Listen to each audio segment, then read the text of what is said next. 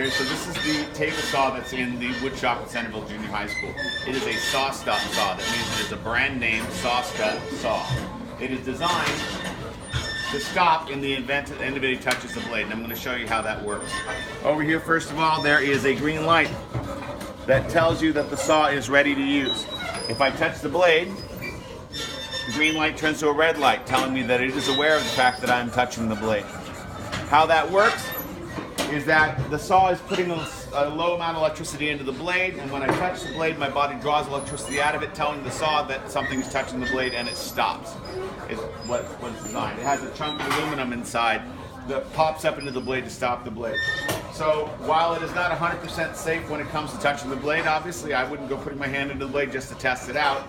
It is far safer than most of your table saws that you find out there in shops.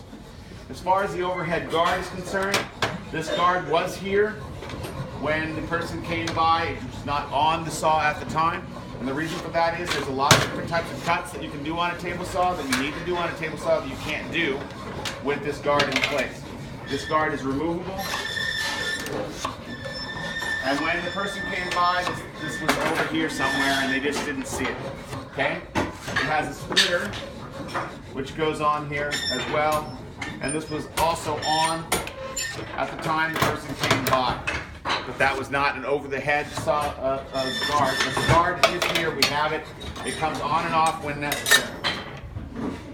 It is also true that, as my students can attest, nobody uses the table saw unless I'm standing with them. I do not allow my students to just come over here and use the table saw when they're there. My students are not allowed to use any tool in the shop without asking me first, and they do. They come to me and say, Mr. Olson, can I use the table saw to do this cut?